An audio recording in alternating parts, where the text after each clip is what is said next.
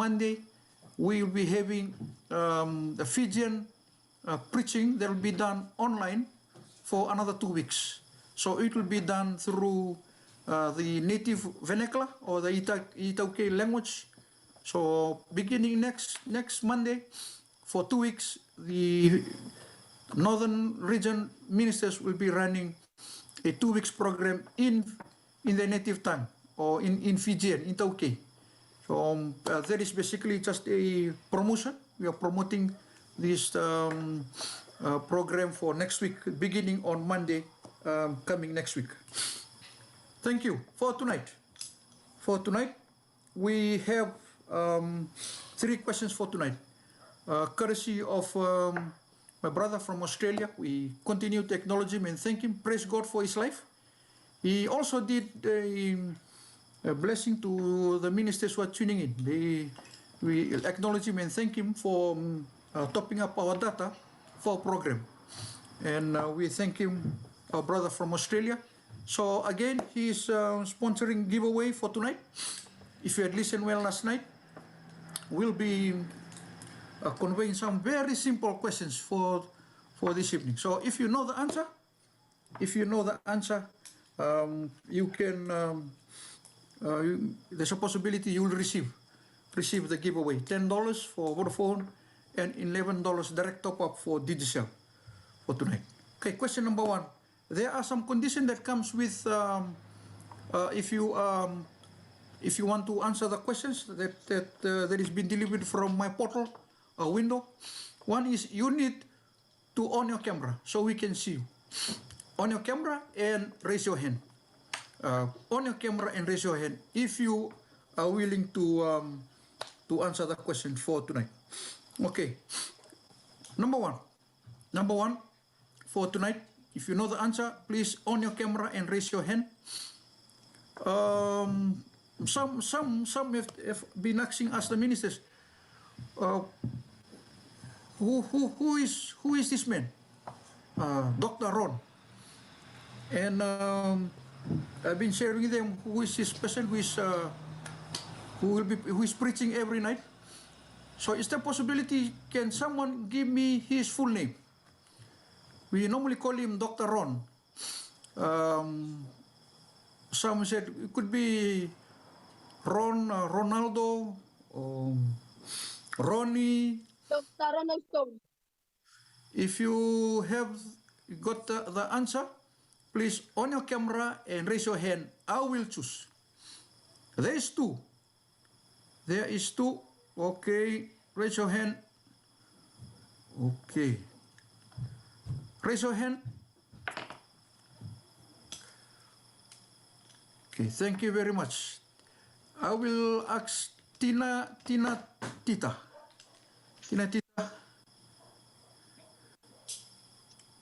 What's the preacher?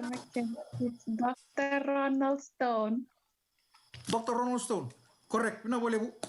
I've seen that participant raise their hand. Thank you for trying. And Lewa, if there's a possibility you can send in your phone number to me, or to Taltala Mopi this evening. So we will be receiving your direct top-up. Okay. Secondly, I said before, I normally lose track of what's happening. So can someone remind me of the topic last night? Can someone remind me? I have this problem of forgetting. So can someone remind me? What was the topic last night? Oh, I see. 1, 2, 3, 4, 5, 6, 7, 8.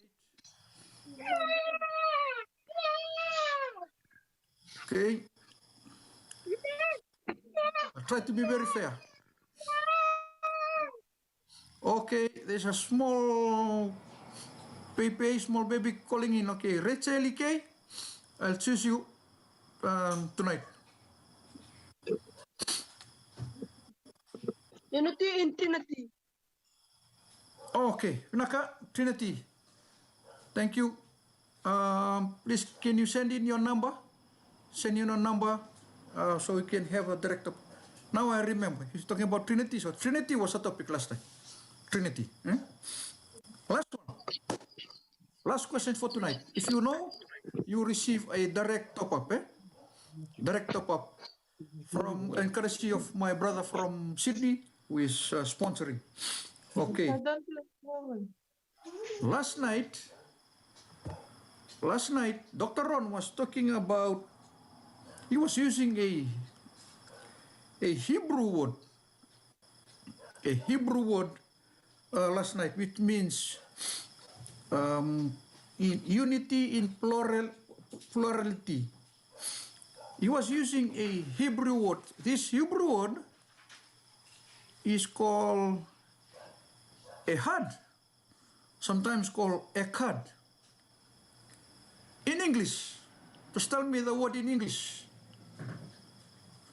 of the Hebrew word echad. Oh, Dr. Ron was sharing this last night, over and over. So if you know, raise up your hand. If you know the answer, just tell me what is the meaning in English. Hebrews, ehad or echad? Okay. Okay. Can I have Taltalmape? Can you just choose?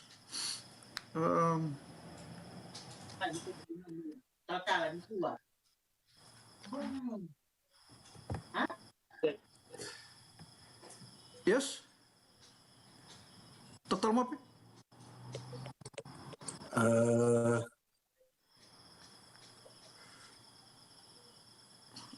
I can see hands all over.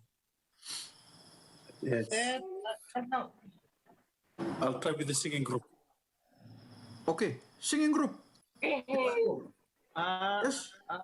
Heteros different, allos same. Okay. Singing group. Oh, Thank you for trying. Thank you very much for trying. Thank you for trying. Okay, Taltalmape. There's another 6 putting their hands up and others who are putting their hands up. Ehad or echad. What is the meaning? It's in Hebrew. What's the meaning in English? Dr. Ron was sharing this. Sabina. The Wasturanga family. Okay. Okay, from Senganga. Yes? Something of the same type. Something of the same type. Thank you for trying.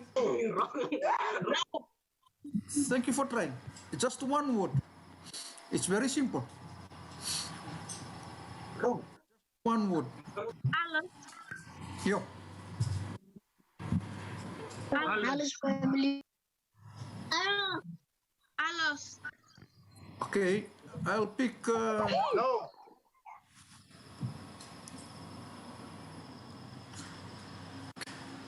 Can you on your camera if you want to answer the question? There is a condition.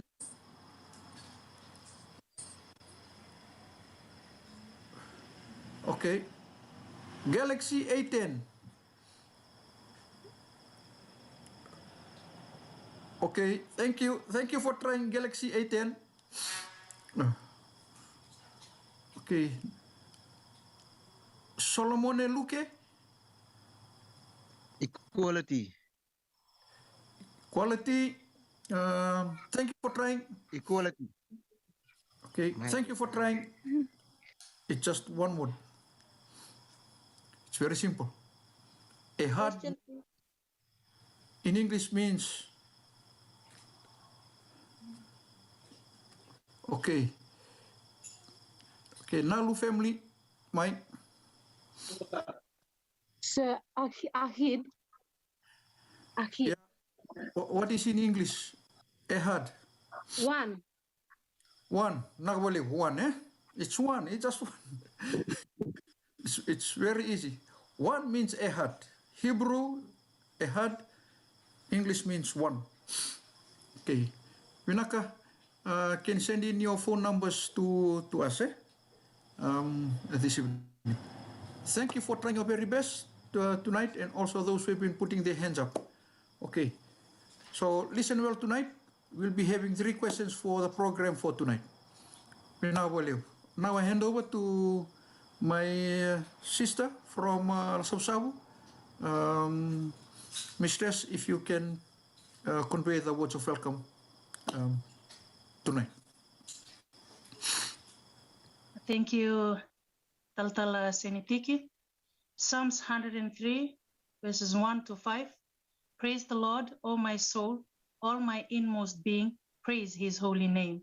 Praise the Lord, O my soul, and forget not all his benefits, who forgives all your sins and heals all your diseases, who redeems your life from the pit and crowns you with love and compassion, who satisfies your desires with good things, so that your youth is renewed like the eagles. Good evening, everyone. It is my great pleasure tonight to welcome all of you tuning in from wherever you're tuning in from. It is my great pleasure tonight to welcome you. To those of our families and friends tuning in from Taviuni, Bulavinaa, those of you tuning in from Sabsabu and Labasa, Bulasia, to all our friends and families tuning in from Bua, Bulare, and all of you from Vitilevu, Bulavinaka. A special mention tonight goes out to our friends and families joining us all the way from Rambi, Meuri, and special welcome as well goes out to our friends and families joining in from overseas. Tonight, we also want to acknowledge the presence of the Holy Trinity, God the Father, God the Son, and God the Holy Spirit, who is amongst us tonight. Not forgetting our pastors. To all our pastors, I welcome you. I also welcome you to our 9th night of evangelism tonight. To our guest speaker, Dr. Ronald Stone, we praise God for your life. And may God's anointing be upon you tonight as you deliver the word of God once more to us tonight. With those words of welcome, I would like us to bow our heads for a word of prayer. Let us pray. Dear God, our Heavenly Father, you are the King of Kings. You are the Lord of Lords, and there is no one else like you. You are the Son of the Most High God. You are our Creator, our Protector, our Sustainer, our Healer, our Provider. And we praise you for your faithfulness, for your provision, and we praise you, God, for giving us another chance to get closer to you and to prepare us for your second coming. Father, we commit our meeting tonight. We pray for your Holy Spirit to hover, oh God, to hover upon all the cables, the networkings, and all the satellites, the telephone wires, oh God. We pray for your Holy Spirit, oh God, to be with us tonight, and also with your men, with the men of God as he deliver your word tonight. We also pray, oh God, that you will speak to us, speak to each and every one of us, oh God, and we vow that everything we will be said tonight, the song that we're going to sing, and everything that we're going to do, we vow to give you everything that belongs to you, the honor, the praises, the exaltation, the adoration, the glory, oh God, to be yours and yours alone. We pray and we ask all of these things in none other name but in Jesus' matchless, powerful name we pray. Everybody say, amen. Amen.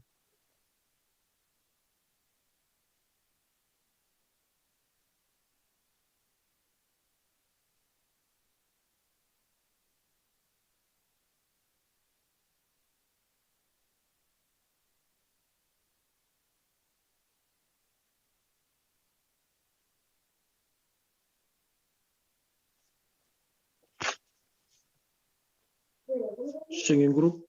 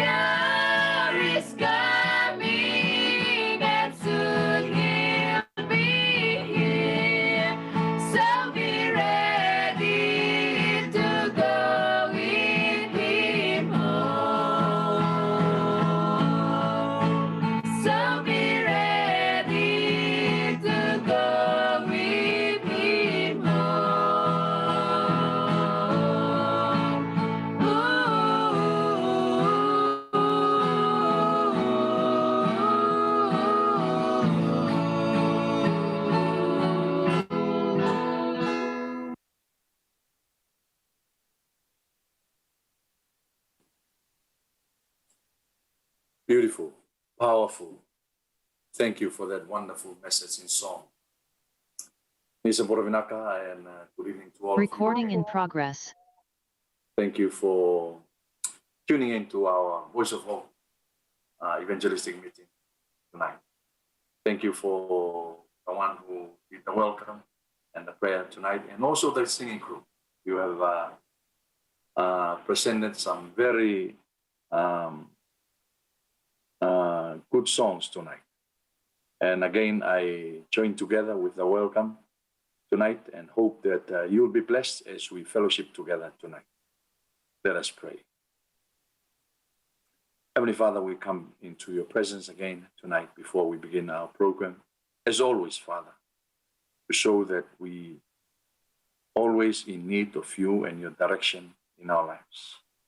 As we speak about the topic tonight, Father, may your Spirit speak through me so that your people may understand what you have for us tonight. Bless us all, Father, for we ask all these things in Jesus' worthy name. Amen. Yes, our topic tonight is the question, what happens when you die? What happens when you die?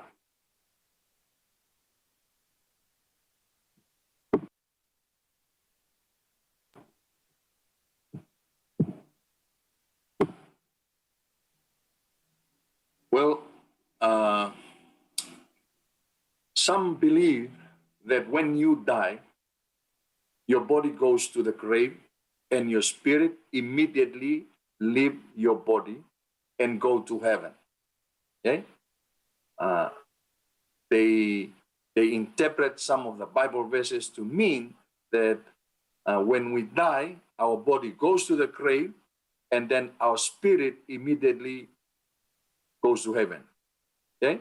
But if you die and let's say, and you are not buried after 20 days, the moment you die, whether you are going to the grave or not, your spirit leaves you and will go to heaven right away. That's what, according to some people. Some other people are saying as well that when you die, you move from this stage of life into another stage of life. You will be in a different state. So that's how they interpret the last cycle of life. And some people also believe that when you die, you don't go directly to heaven. Your body goes to the ground, but your spirit continues to live, but it goes to a place somewhere between earth and heaven, and wait there until you are good enough before you go to heaven. Now, there's so many theories about what happened to you when we die. But tonight, we'll look at what the Bible says about you and me when we die. What happened to you and me when we die? Well, first of all, we just have to look at Jesus. What happened to Jesus when he died? Well, of course, we all know the story. When he died on Friday, on the preparation day, he was taken to the tomb, and he was there on the seventh day, and on the first day of the day, he rose from the dead. He rose from the dead. He was in the grave, and then he rose from the dead. And friends, that's the message of hope for every Christian, every follower of Jesus Christ, knowing that Jesus resurrected from the dead, and there will be resurrection for you and me and everyone else who believe in the Lord Jesus Christ. So that is a message of hope for everyone. And that's the reason why people who do not believe in resurrection write this in their tomb, goodbye forever, knowing there is no hope at all for you because they do not believe in resurrection. Goodbye forever. But those who believe in the resurrection of Jesus Christ, and one day when he comes, we will all be resurrected, especially those who believe in him and have accepted him as their personal savior. This is what is written in their tomb. Goodbye until we meet again. And this is a common phrase that we see nowadays on Facebook. Goodbye until we meet again. Goodbye. These are the people who believe in the resurrection, who have hope in the resurrection of Jesus Christ. No wonder why Jesus said, Revelation chapter 1, verse 18, I am he who lives and was dead, and behold, I am alive forevermore. Amen. And I have the keys of Hades and of death. I am he who was alive, but was dead, but now I am alive forevermore. Amen. Yes, I was alive, but I was dead. But praise the Lord, I was resurrected, and now I'm alive forevermore and evermore. 1 Corinthians chapter 15, verse 16. Again, Paul wrote about the importance of resurrection. For if the dead do not rise, then Christ is not risen. And if Christ is not risen, your faith is futile. You are still in your sins. So if you do not believe that Jesus Christ did not did not resurrect, then of course your faith is of no use at all, because the only reason why we would have hope in eternal life, apart from the grace that saves us, is for Christ to be resurrected from the death, so that he will go and become our mediator, to mediate on your behalf and my behalf, so that we have a chance to go to heaven. And that's a message of hope for everyone. And if Christ is not risen, your faith is futile and you are still in your sins. And also those who have fallen asleep in Christ have perished, because there is no hope of them all if we do not believe in the resurrection of Jesus Christ. Now, but what does the Bible say about you and me when we die? What does the Bible say about it? Now we have established a biblical foundation that, yes, of course, Jesus did resurrect from the dead. And because of that, there is hope for you and me. Now, what happens to you and me when we die? Now, we just have to look at the creation story. Of course, in the beginning, God created you and me. We were formed by Jesus from the dust of the ground. Okay? That's right in the beginning of the creation story. And we all know also that we were created as perfect beings, but because of sin came into the world and murdered a lot and everything in this world. And because of that, our first parents were cast out of the Garden of Eden. And as they were cast out of the Garden of Eden, they were also condemned by Jesus, by God. In Genesis chapter 3, verse 23, it says, "Therefore the Lord God sent him out of the Garden of Eden to till the ground." That's when God condemned them for sins that they have committed. "To till the ground from which he was taken. You shall eat the herb of the field, and in the sweat of your face you shall eat bread till you return to the ground. For out of it you were taken, for dust you are, and to dust you shall return." So God is saying, when he condemned our first parents and to everyone, when we die, he is saying over here that we will return to the ground where we were made from. So it's very clear. When we die, yes, we all, and most Christians believe that when we die, our body goes to the grave. Goes to the grave, according to this. Now, and we are buried over there, our bodies are decomposed and become dust. Now, but what happened to our spirit and to our soul, or the breath of life? What happened to that? Okay? It's very clear that when we die, our body goes to the grave. Now, let us see what the Bible says. Genesis chapter 2, verse 7. "And the Lord God formed man of the dust of the ground, and breathed into his nostrils the breath of life, and man became a living being." So he created man out of the dust, and he breathed the breath of life. Okay, body plus breath equal a living soul. Okay, that's the equation of here. Very clear from the text that we've just read. A living person minus the breath of life equals a dead person, a corpse. Okay, very clear. That's the equation here, which means that there is no life in the dead person. When he dies, there is no life at all, because the breath of life has been taken from the living person. Now, but again, what happened to the breath? What happens to the breath of life that we have, or the spirit, or the soul that some claim? Ecclesiastes chapter 12, verse 7, it says, "Then the dust will return to the earth as it was, and the spirit will return to God who gave it." Now it's getting more clearer. Again, according to this text, our body will return to the ground, but the spirit will return to God who gave it. Now, this is interesting. It says over here, our spirit will return to God who gave it. So it's about the person who gave the spirit. It's not about where he is. It's about him who gave it. So in here, it does not say that when we die, that our spirit will go to heaven or our spirit will go to a storehouse in heaven. No, it says it will return to God who gave it, which means, where is God? If we ask the question, where is God? God is everywhere. He's omnipresent. God is everywhere, and our spirit will just disappear in here. Why? Because in Hebrew, I'm sorry for using this, but I want to provide some more evidence, biblical evidence on this meaning, the concept of this.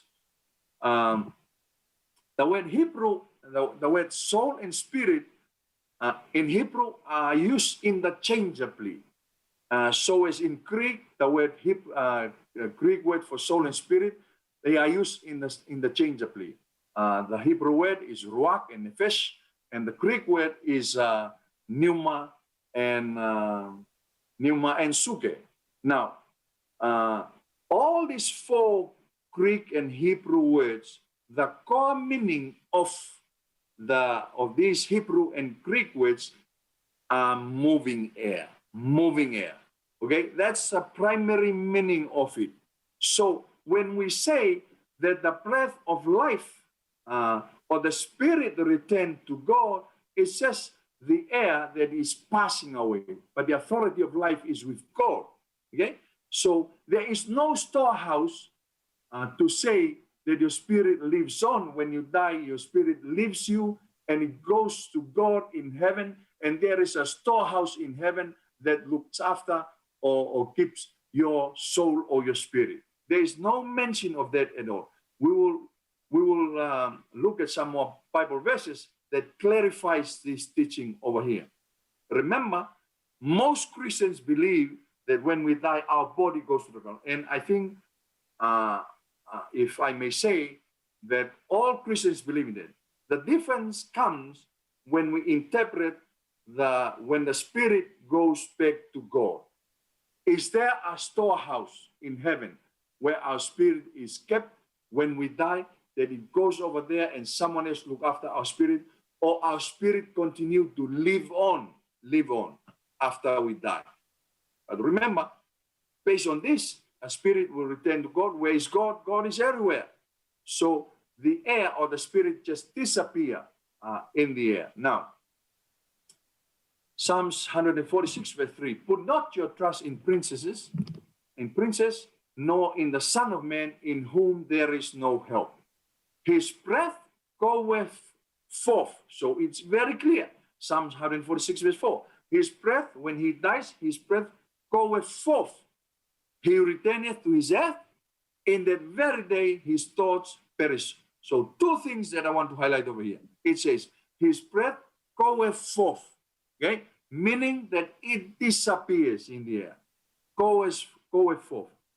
His body returned to the earth, and in that very moment, and the second thing, his thoughts perish. So it means that the spirit disappears in the air, and there is no life in that at all. So the spirit does not live on. It's very clear in here. And we will read some more Bible verses. Ecclesiastes chapter 9 verse 9 says, for the living know that they will die, but the dead know nothing, and they have no more reward. So if we say that the spirit lives on, then there is still some life in that space. But according to this one here, the spirit know nothing, the dead know nothing at all, and they have no more reward. For the memory of them is forgotten. Also their love, their hatred, and their envy have now perished. So the dead knows nothing, knows nothing at all. When we die, that's it. No more memories, no more hatred, no more loving, no more, no less, nothing at all. If we say that when we die, our spirit goes to heaven, then we are just simply saying that the spirit continues to live on, and the spirit will continue to have some kind of thoughts and feelings and all. No, no, no, no. According to those Bible verses that we've just read, the Spirit does not live on because he knows nothing, nothing, nothing at all. What about the Psalms? 115 verse 17. The dead do not praise the Lord, nor any who go down into silence. No more. We cannot praise the Lord. The only chance that we can have here on earth to praise the Lord is when we're still alive. But man dies and is laid away. Indeed, his breath, he breathes his last, and where is he? Where is he? So man lies down and does not rise, till the heavens are no more. They will not awake, nor be aroused from their sleep. Now, this is very important. We will die until such a time where we'll be aroused from our sleep.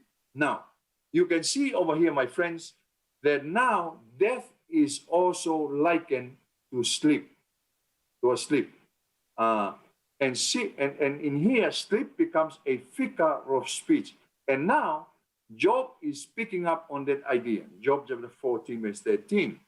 Oh, that you would hide me in the grave, that you would consume me until your wrath is past, that you would appoint me a set time and remember me, okay? You will be in the grave until such a time,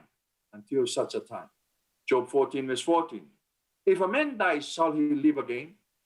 That's a question from Job. All the days of my hard service, I will wait till my change comes. So he will wait in the grave until the change comes. You shall call and I will answer you. From where? From the grave. If your spirit lives on, then you will answer from heaven. But Job is saying, you shall call and I will answer you from the grave, because I'm in the grave. And that's a very reason for the resurrection, because we will be resurrected from the grave. There's no such thing as you died over here and the resurrection comes and your spirit come back from heaven to you and you'll be resurrected. There's no such thing, because the spirit lives on if you believe in that. Again, Job, if I wait, the grave is mine house. I have made my bed in the darkness. So it's very clear in here that if I wait, according to Job, the grave is mine house. That's where I am going to wait. I have made my bed in the darkness. Job is going to wait in the grave, not anywhere else, not between heaven and earth. No, he is waiting at the grave until he receives the call. Now, we look at the usage of the word earlier on, that now death is likened to a sleep, or death is asleep. Now, in here, which means that sleep is now used as a figure of speech for death. In two ways. Number one, when we when we sleep, we do not know anything. Okay? When we sleep, we do not know anything. I remember when we were preparing to come to Fiji in 2014, we have to leave a place where we stay and move to another place while waiting to come over here. And our first night on that place, first night, we were so tired with packing our stuff and relocating. As soon as we arrived over there, we ate and then we went to sleep. We were just, and the doors were just open.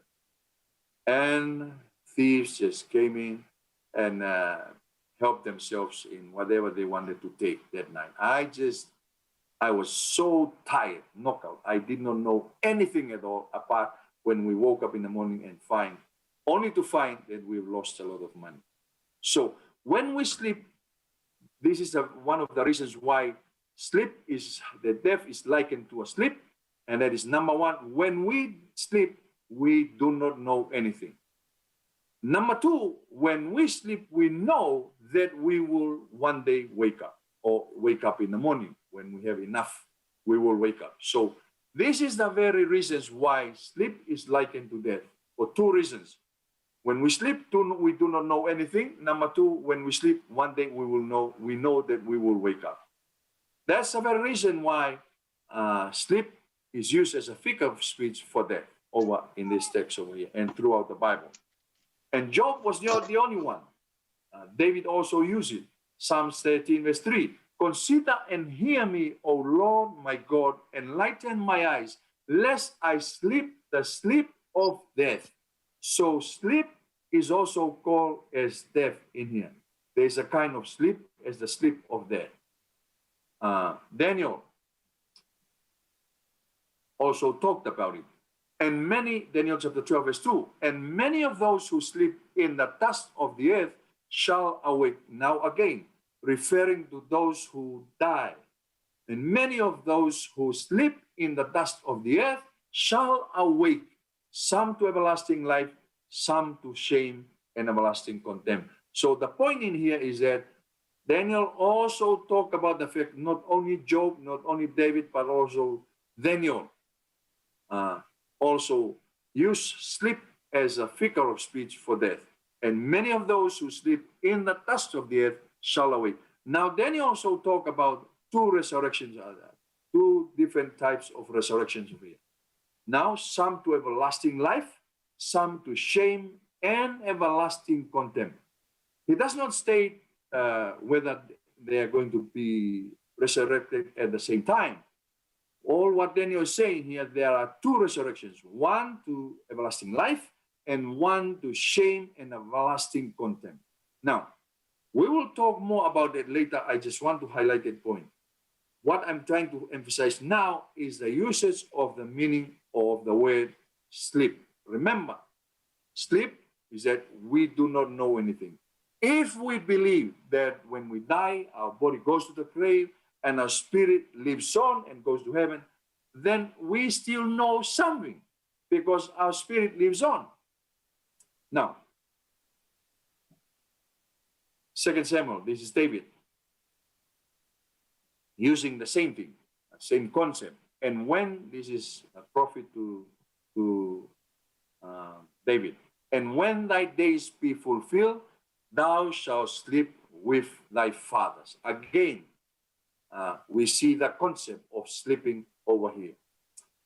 We also see the same concept in the New Testament. Not only, you see, the concept of sleeping and resurrection was used widely. Remember, Job is the oldest book in the Bible. Yeah, Job is the oldest book in the Bible. So, and Job did use it right over there. Where did Job get it from?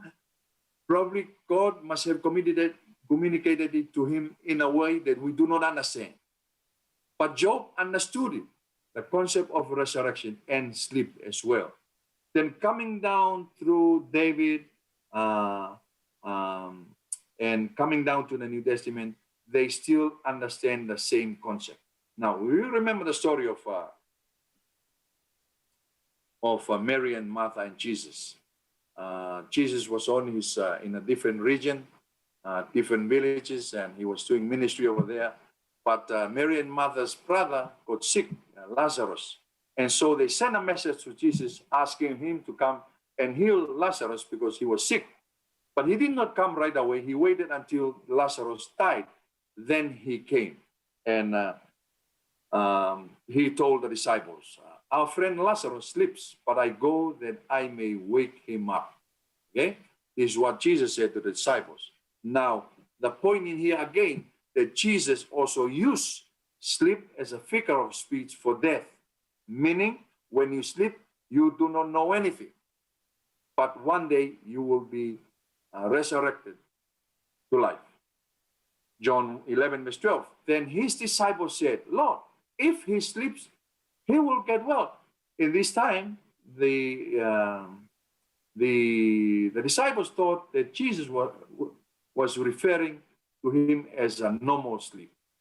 Then Jesus said to them plainly, Lazarus is dead. So again, Jesus understood the figure of speech of sleep to death.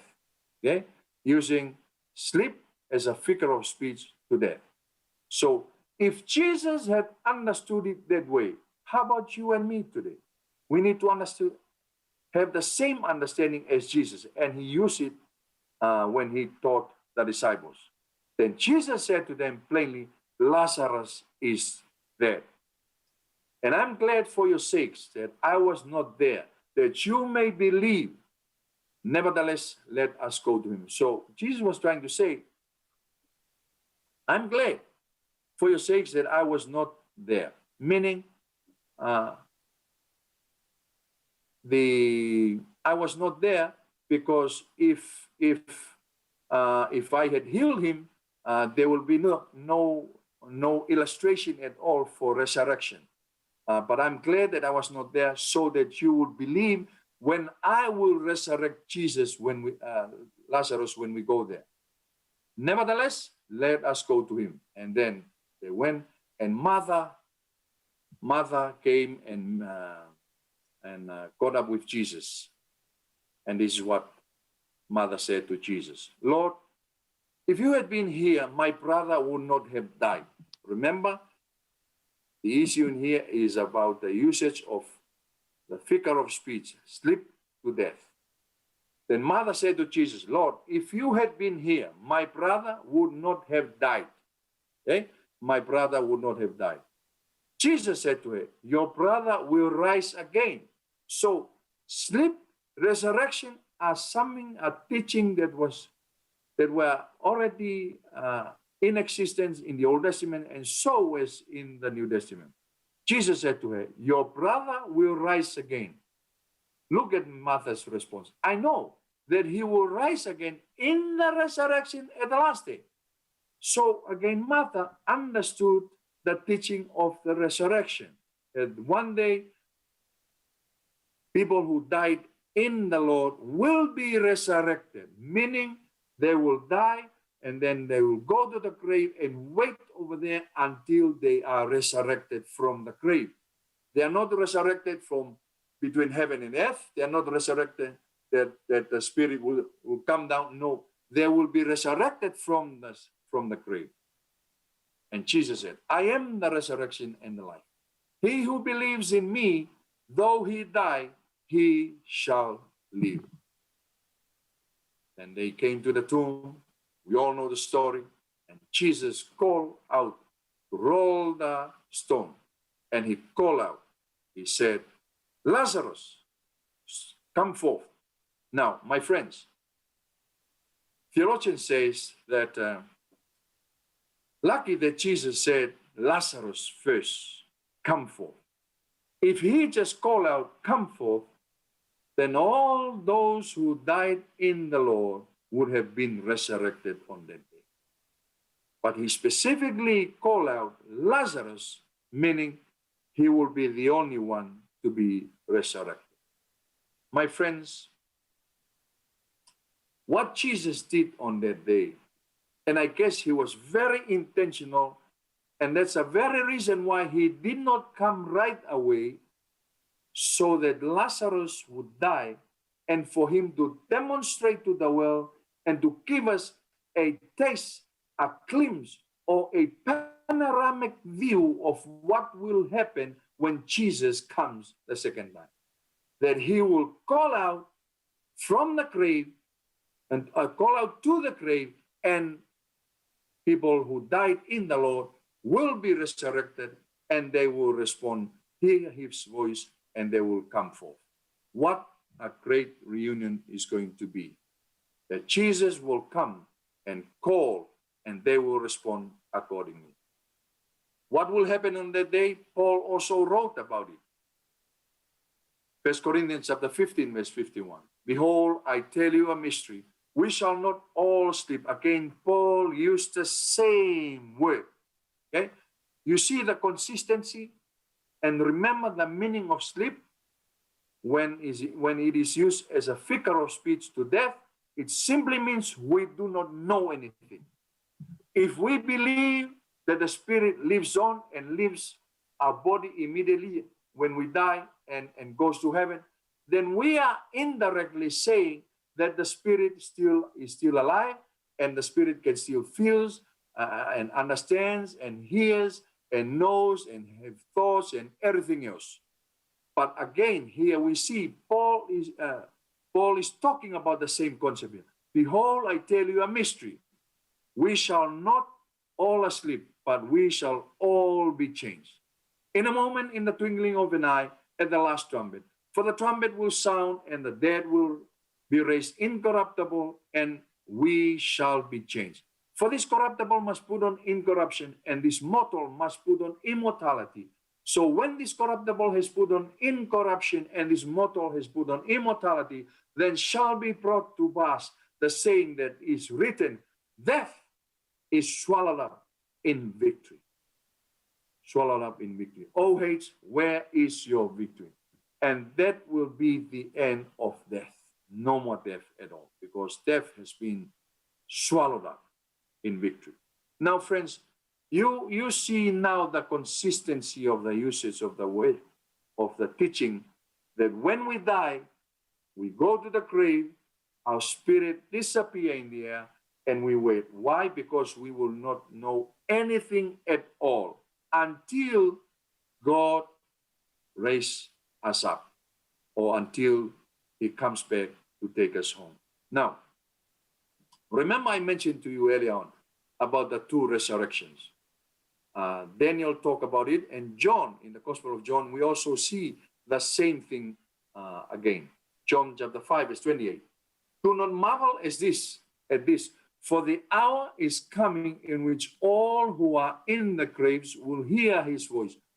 All who are in the graves will hear his voice and come forth, those who have done good to the resurrection of life, and those who have done evil to the resurrection of condemnation. So all those who are in the grave will be resurrected. But there are two different kinds of resurrection. One to eternal life and one to eternal death. So another group will be resurrected to live forever with Jesus. Another group will be resurrected to die again. Okay? To die again. Resurrection of condemnation. Now, we are not told in this particular verse over here whether they are going to be resurrected together or separately. Now, remember when we do a Bible study, we need to look at the whole scripture and analyze and compare it with other passages. So when we compare this particular verse with other passages that talk about the same concept, we see that in the book of Revelation, that it talks about chapter 20, it talks about the 1,000 years, the two resurrections. So there's a resurrection before the 1,000 years, and there is a resurrection after the 1,000 years. So 1,000 years separates the two resurrections. And remember, Paul wrote in 1 Corinthians 4, verse 16 and 17, he says, there are those who believe in Jesus Christ will be resurrected first. Okay? So we see in that writing that there are those who will be resurrected first. So according to this one here, those who died in Christ will be resurrected first to eternal life. And those that have done evil will be resurrected to condemnation at the end of the 1,000 years. So the 1,000 years differentiate the two resurrections. I'm sorry we don't have much time to talk about that concept, but this is just a glimpse of that teaching of 1,000 years. So there will be a resurrection to heaven and resurrection to eternal condemnation.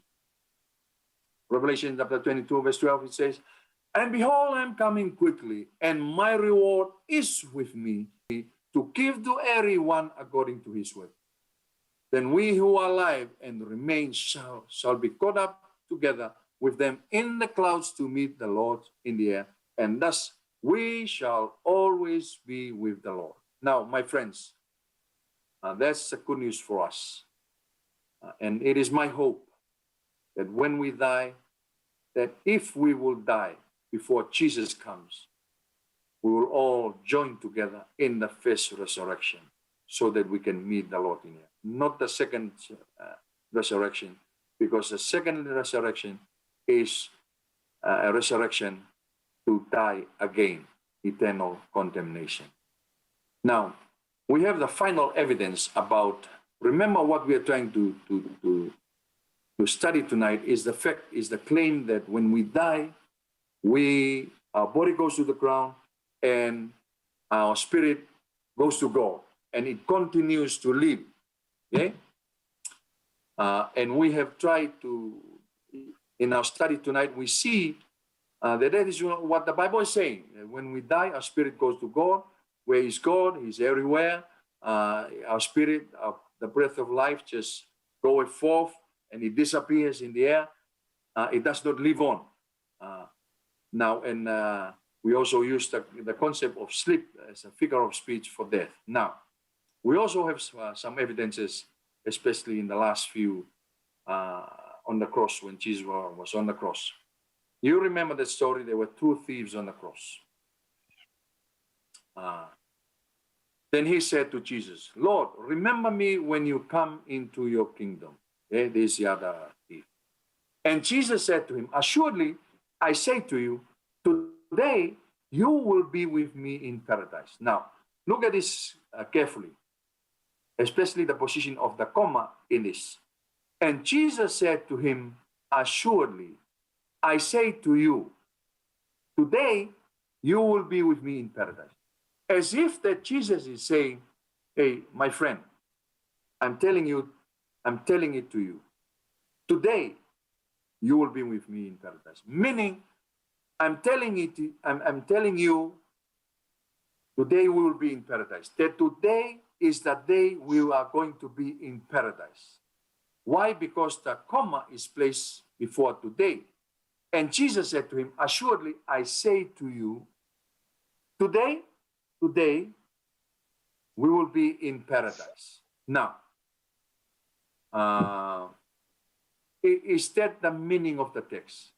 Did Jesus and the thief go to paradise on that day? Now, let us look at what the Bible says. The only problem with this one here, my friends, this evening, is that there's no comma in the Greek language, no comma. So it depends on your theological bias and understanding where you place the comma. Okay? Some theologians place the comma. If you read all the translations, Bible translations, especially from the Bible Society, you will notice that some translations place the comma after today. And it's like this. And Jesus said to him, assuredly, I say to you today, you will be with me in paradise. Meaning, I'm telling it to you today. Today, I'm telling it to you. Going to paradise will be on a different time. You will be with me in paradise. But today, I'm telling you today. It's today that I'm telling you. Going to paradise will be on a different time. Okay? Now, how can we prove where to put the comma? Remember, it depends on your theological bias and understanding. Okay?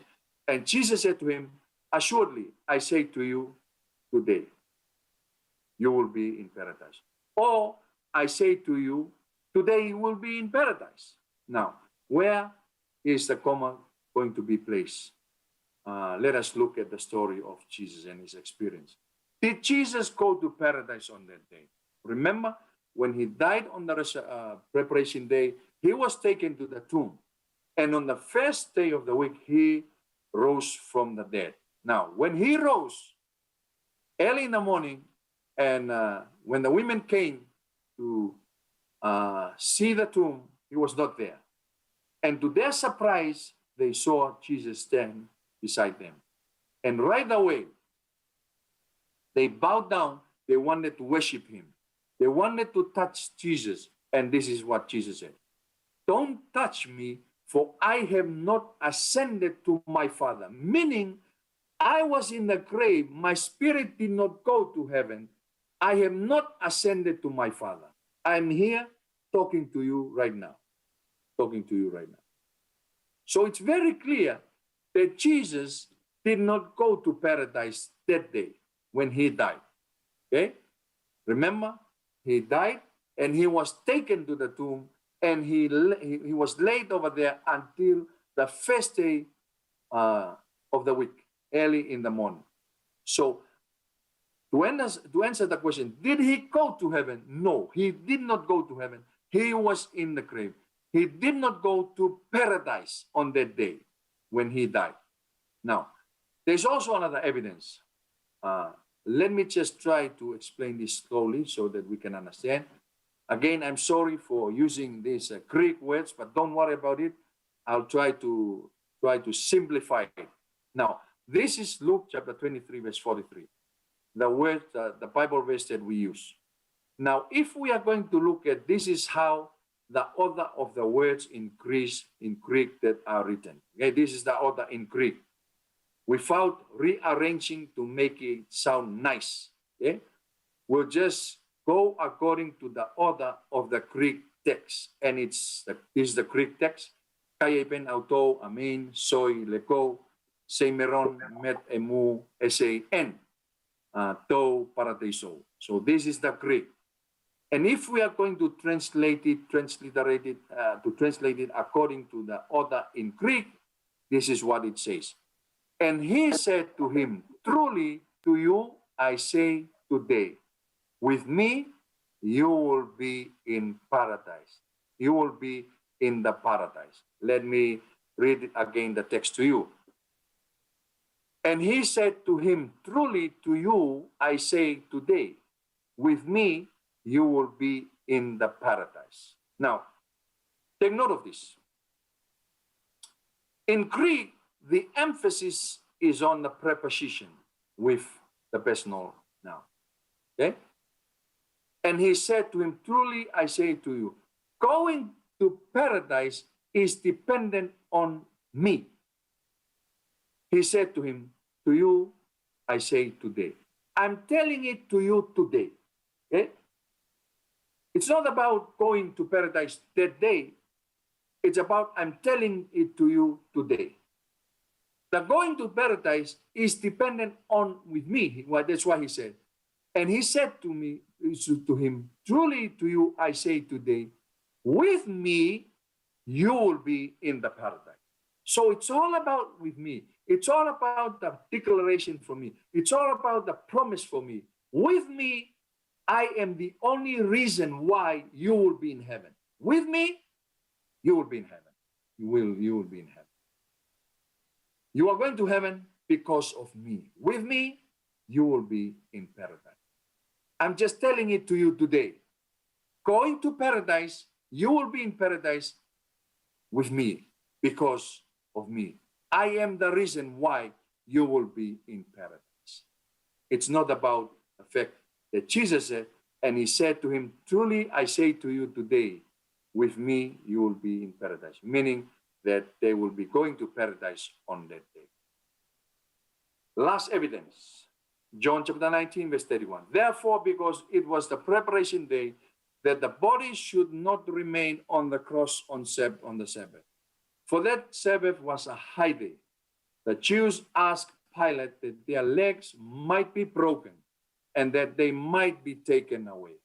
Then the soldiers came and broke the legs of the first and of the other, who was crucified with him. But when they came to Jesus and saw that he was already dead, they did not break his leg. So, if he had already died, why was he still hanging on the cross? That tells us that Jesus did not go to paradise immediately. And this is a glimpse of what happens to you and me when we die. When we die, that's it. We know nothing at all. We are taken to the grave and wait there until that glorious morning when Jesus comes to wake us up all from the dead. It is my prayer that our good Lord will bless us tonight. And I'm longing for that day. I hope that I will not see that. But if the will of God for me to die, I will happily accept it knowing that when he comes, he will call me and I will answer, yes, take me to heaven. May our good Lord richly bless all of us tonight. Amen. Can you ask the singing group to give us our last item? Thank you.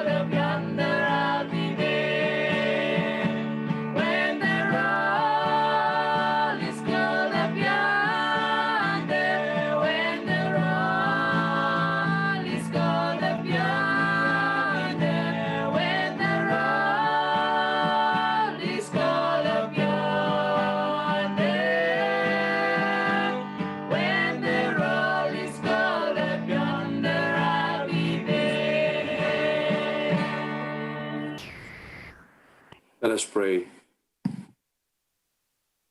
It is our desire, Father, that when the roll is called Abionda, we will all be there.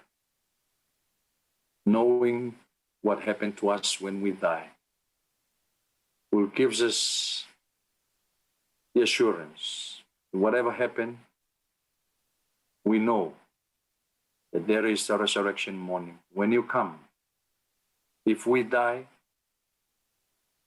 or if we don't die, we will all meet up with you in the air and live eternally.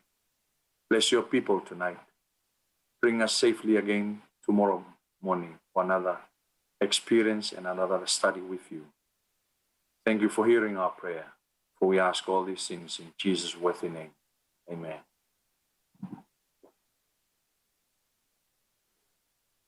Amen.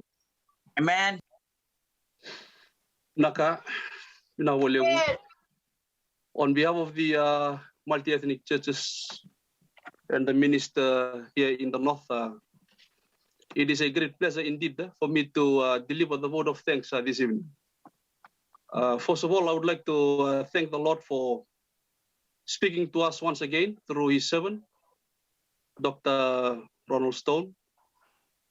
Pastor, on behalf of us all, the listeners tonight, I would like to thank you for another inspiring message shared to us this evening. Matata, crystal clear and easy to understand. The psalmist says on Psalms 119, 180, the unfolding of your words gives light and it gives understanding to the simple. We thank God for you, Pastor, and the talents, the gifts, the sacrifices you have made so far to be his mouthpiece for the past days till tonight. As we following its message every evening, we are being blessed. And it is our prayer that our God, our good Lord, may continue to use you in his ministry. To all our visitors tonight, thank you very much for your time in tuning in to these Zoom meetings this evening. Our time together for listening to God's word is not a waste. As stated in 1 Timothy chapter 4, verse 8, training for godliness is much better, promising benefits in this life and the life to come. Lalu tu sayang na bulongo kabago CV ng bola sambermay. So count it as your blessings and a great privilege to be part of these 2 weeks meetings. And this precious moment won't come again, so make the most of it. Also to our listeners tuning in, our visitors from the Conroe regions, our visitors from Bua, thank you for tuning in. May God bless you. Visitors from the Maduata region, thank you for tuning in.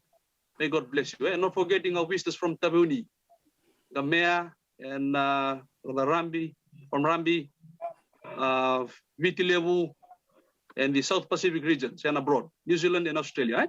Once again, Vinakapolevu for tuning in tonight. And thank also for our brother who is sponsoring us on Data Recharge. May God bless you, Brother Paula. Last but not the least, to all our church members, thanks for your support. Bonolevu, Pinabolevu na Vito Kunjuma, to our Northern Minister, Vikemdoni Taltala, Nabolevu na Vito Kunjuma na Kabinikua, Taltala Memboa, Makeli, Mosese, Taltala Memoduata, Demel, Tiki, Nabolevu, Moape, Nabolevu, Kirona Tigani Subsai, Tagonrove West, Taltal Nalu, Nabolevu. Thanks once again for your continuous support in enabling this meeting to be a successful one. Before I close, I would like to thank the singing group for the wonderful message in songs, and also to those who are participating in the preliminary for the beginning of our meetings. Please do not miss tomorrow topic. Pastor Ronald Stone will talk on the topic, the secret of healthy living. 6:30, our program we will start on the singing along. And please do invite or share the link to your friends, your workmates, your schoolmates, your neighbors, to tuning in into this Zoom meetings platform. ID is still the same and the passcode still the same. So once again to you all, Vinaka to each and every one of you who are tuning tonight. And until then, ni samode malo, poexia, namaste, tofase fue, and good night. Na voleu. Naka. Thank you.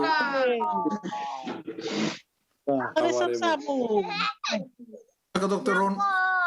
Thank you, Dr. Sediki, Dr. Paula, Nalu, Michaeli. Thank you. Thank you, Dr. Ron. Thank you. Thank you, Pastor. Thank you. Singing group. Thank you. Dr. Ron. Thank you. Rambi. Thank you so much. Iyo, Naka.